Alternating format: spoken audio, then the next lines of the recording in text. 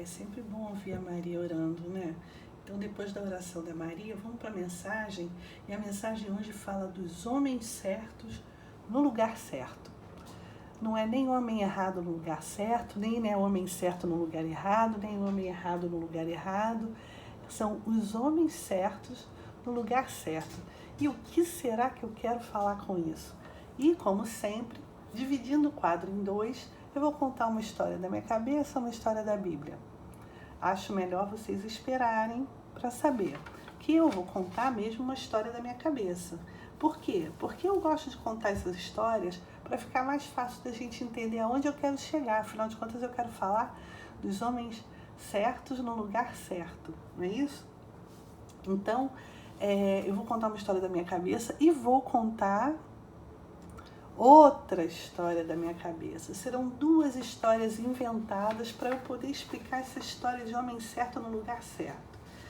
E aí depois, é claro, eu vou contar uma história verdadeira, uma história da Bíblia, que é um livro de homens e mulheres que passaram pelas mesmas situações que a gente passa hoje em dia e que tiveram Deus fazendo com que a gente enxergasse de que forma eles saíram das situações, de que forma eles resolveram as situações, com Deus sempre contemplando as situações. Então, eu vou contar uma história da minha cabeça inventada, uma história da minha cabeça inventada, uma história da Bíblia e também uma história da Bíblia. Então, hoje, vocês vão ter que ser muito espertos, porque eu vou contar uma história inventada e outra história inventada, e depois eu vou falar de alguma lição da Bíblia e outra lição da Bíblia. E vamos ver o que é que essas quatro coisas têm a ver para a gente poder falar sobre os homens certos no lugar certo.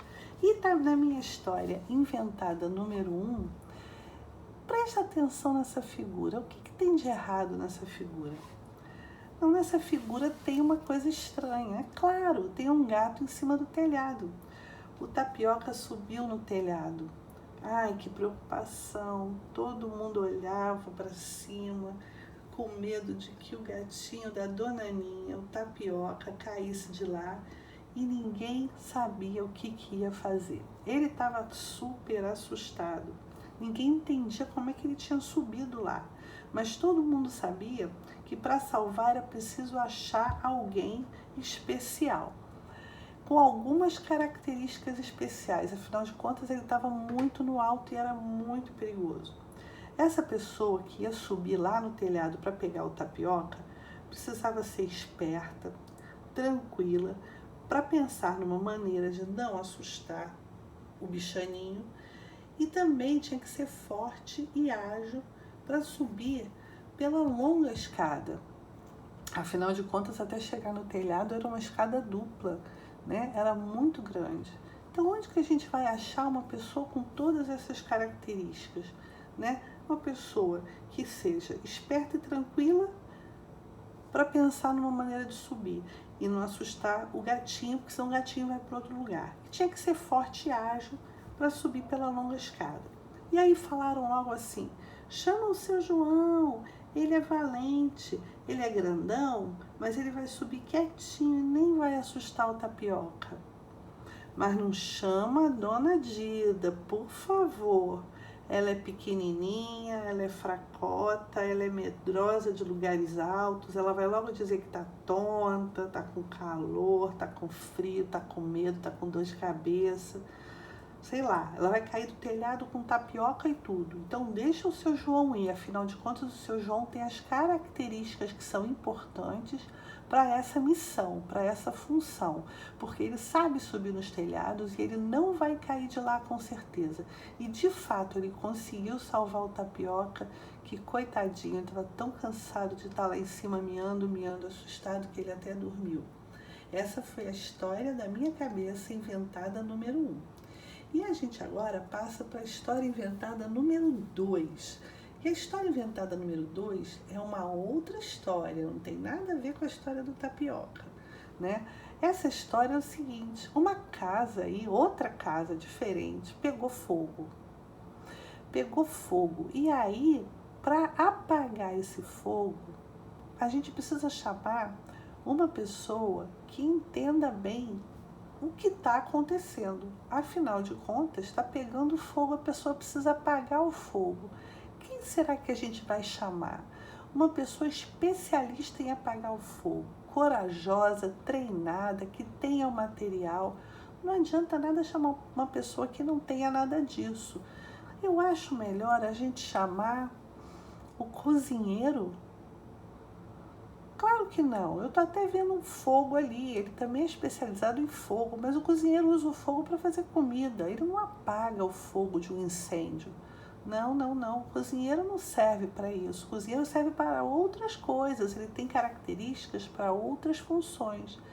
Para essa função de apagar um incêndio, não é um cozinheiro.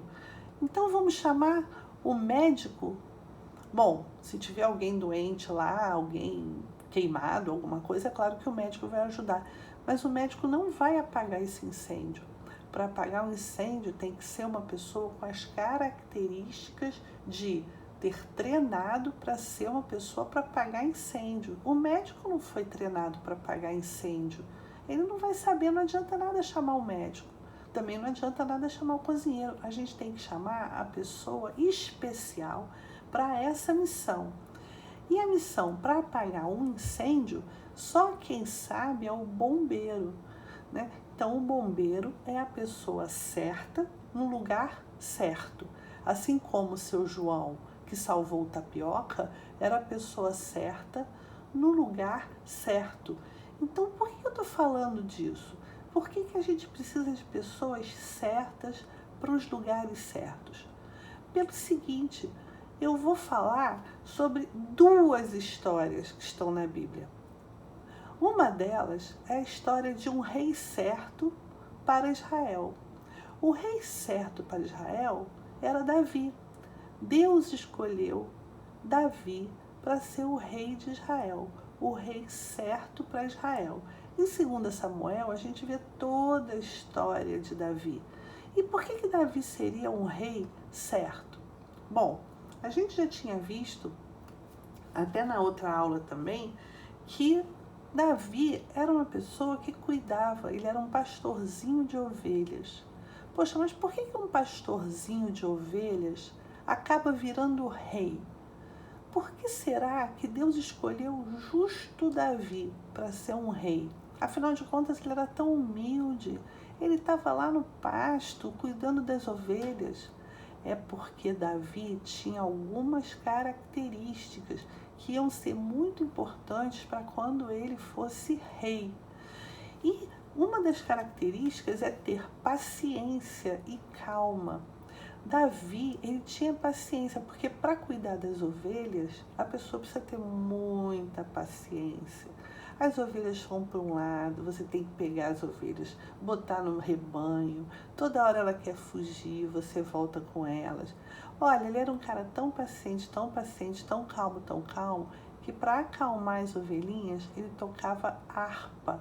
A harpa é um instrumento, né, que a gente toca para acalmar, que dá aquela paz, tranquilidade. Se ele tocasse bateria, seria um instrumento lindo, né, de percussão. Mas o instrumento que chama calma são esses mais delicados, como a harpa, o piano. Então ele lá tocava sua harpa. Ele era paciente e calmo. Olha, agora eu vou mostrar uma figura danada de feia, porque na verdade, além de ser paciente e calmo, quando algum perigo estava rondando o rebanho, como por exemplo, um leão, olha ele aí tocando harpa, tá vendo? Muito bonitinho, né? Ele estava tocando harpa para as ovelhas, né? Com paciência e calma. Mas quando aparecia um leão, ele não tinha que ter paciência nem calma. Ele tinha que ter coragem e força. E ele tinha. Davi tinha paciência, tinha calma, ele era muito calmo, tocava a harpa dele. Quer ver, ó? Vou até mostrar para vocês de novo, olha. Ele tocava a harpa para as ovelhas, só que ele também era uma pessoa de muita coragem e força. Então, teve mesmo uma vez que um leão foi atacar as ovelhas e ele lutou com o leão, e conseguiu vencer o leão. Agora, gente, se prepara que eu vou mostrar outro bicho feroz que ele venceu, hein? É feio, hein? Cuidado, não precisa ficar com medo, não. Não precisa ficar com medo, não, porque é figura. Figura a gente não tem medo. Mas olha só, ele teve que ter coragem e força também para vencer um grande urso, que também atacou as ovelhas. O urso veio com essa boca enorme aí, ele era enorme para atacar as ovelhas, e Davi foi e defendeu o seu rebanho. Então, essas características de Davi foram importantes para ele usar em outras ocasiões, para ele, quando fosse rei, usasse também a calma, a paciência, a coragem e a força. Por exemplo, ele tocava harpa, lembra? Para as ovelhas, eu não falei? Então, ele também aproveitou essa característica dele para tocar a harpa e tranquilizar o rei Saul. O rei Saul era muito nervoso, então Davi sempre tocava uma harpa para o rei Saul, que quando saísse do trono, já estava certo que Davi seria o novo rei. E Saul ficava calmo, tranquilo, sereno, ouvindo a harpa. Então, a característica de Davi, ser paciente e calmo, foi importante também para ele ser rei. Ele era o homem certo para o trono, ele era o homem certo no lugar certo. Além disso, ele usou toda a sua coragem e toda a sua força quando teve frente a frente com o gigante Golias. Vocês se lembram daquela história que a tia contou ainda há poucos domingos atrás, né? Que ele precisou ter coragem e muita fé, né? E aí ele usou a funda, lembra que eu mostrei para vocês a funda? Colocou uma pedrinha aqui, girou a funda e jogou uma pedrinha na testa do gorila. Quem não viu essa historinha, volta lá no YouTube e vê os cultos anteriores, que vocês vão ver que eu já contei essa história numa mensagem que fala as armas que nós temos. Então, a arma que ele tinha eram as 5 pedrinhas do rio. Então, ele, usando de toda a coragem que ele tinha, ele enfrentou o gigante e o gigante caiu em terra. Além disso, Davi foi um grande guerreiro. Em todas as guerras que ele enfrentou, ele venceu com muita coragem e muita força. Por exemplo, ele venceu os filisteus, ele venceu os moabitas, venceu os sírios e muitos outros povos inimigos de Israel. Então, gente, todas as características de Davi que ele tinha serviram porque ele era o homem certo no lugar certo. Assim como o bombeiro é o homem certo na hora de um incêndio, e assim como o seu João era o homem certo na hora de tirar o tapioca lá de cima do telhado, tá? E aí, a gente agora vai ver uma outra história da Bíblia, que na verdade não é uma história, é um momento que a Bíblia explica essa história de que nas nossas igrejas também tem que ter dentro das igrejas o homem certo no lugar certo. Então, nas nossas igrejas existem pessoas, homens que são chamados de presbíteros, que são os homens certos para o conselho da igreja. O conselho da igreja, da nossa igreja presbiteriana, é formada pelos presbíteros, pelo pastor da igreja. Então, os presbíteros são os homens certos para o conselho da igreja. E essa explicação está escrita em 2 livros da Bíblia, ainda tem mais um outro, mas principalmente em Tito e 1 Timóteo. Tito 1, do versículo 5 até o 9, e 1 Timóteo 5, do 17 até o 25. E aí, a nossa igreja de Botafogo, olha ela lá, tá vendo? A gente está com um pouquinho de saudade, que a gente está no isolamento social, a gente não está indo, mas em breve a gente vai. A nossa igreja de Botafogo tem muitas pessoas. E os presbíteros são os homens certos para a função de cuidar das pessoas e dos membros da igreja. Vocês lembram que eu falei dos diáconos, que eles cuidam da igreja, cuidam das pessoas? Os presbíteros também fazem isso e um pouco mais, Por quê? Porque eles estão sempre ao lado do pastor para assuntos que são um pouco mais difíceis, um pouco mais complicados. Então, eles estão sempre ao lado do pastor porque na igreja, olha lá a nossa igreja de Botafogo, tem sempre muita gente. Cada uma dessas pessoas tem um problema, uma situação, uma coisa para acontecer. E aí o pastor, às vezes, não dá conta sozinho de cada uma dessas pessoas. Então precisa ter um conselho de pessoas para poder tomar conta e cuidar, zelar pela vida de cada um dos membros e da igreja como um todo, né? Então, o conselho da igreja é formado pelo pastor e pelos presbíteros. E aí, a gente vai na Bíblia em Tito 1, de 5 a 9, e vê quais são as características.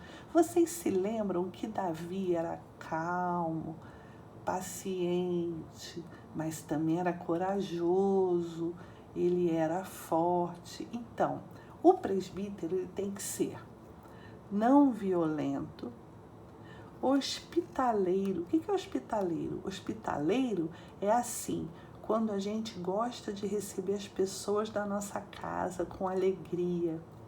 Ele é amigo do bem. Poxa, que legal a gente ser amigo do bem, né?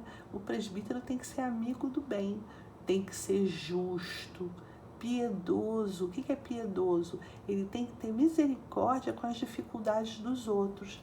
Ele tem que ser apegado à palavra fiel. Aí eu pergunto para vocês, onde que a gente vê que tem palavra fiel? Na Bíblia.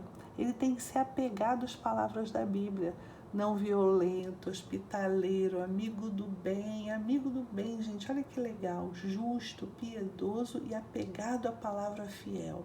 E aí na nossa igreja, a gente, para escolher quem serão os presbíteros, não somos nós que escolhemos, é o próprio Deus que escolhe, através das nossas orações.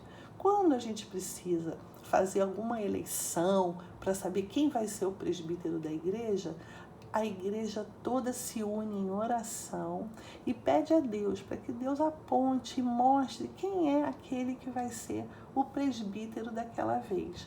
E por causa disso, nós temos atualmente 6 presbíteros. E eu acho que vocês já viram essas carinhas lá na igreja, não é? Do presbítero Eduardo, do presbítero Mário Felipe, presbítero Paulo, presbítero Vitor, presbítero André e presbítero Ezequias. Vocês se lembram bem deles? Eles são os presbíteros que, junto com o pastor, cuidam das coisas da igreja e cuidam de nós. Eles fazem muitas outras coisas, vocês já devem ter visto. Por exemplo, aqui tem uma foto do presbítero Vitor falando com a igreja lá no púlpito. Tem outros presbíteros sentados aqui ao lado dos pastores, do reverendo Diego e do reverendo Cid Caldas. Os presbíteros ficam sempre ao lado dos pastores. Vocês já viram isso lá na igreja? Vocês já viram? Estão sempre ao lado dos pastores. Percebe isso, né? E aí também na hora da Santa Ceia, de distribuir, olha, o vinho e o pão que os diáconos prepararam, os presbíteros é que fazem essa distribuição. Os oficiais da igreja, por exemplo, o presbítero Paulo, que está aqui distribuindo a Santa Ceia na hora da comunhão.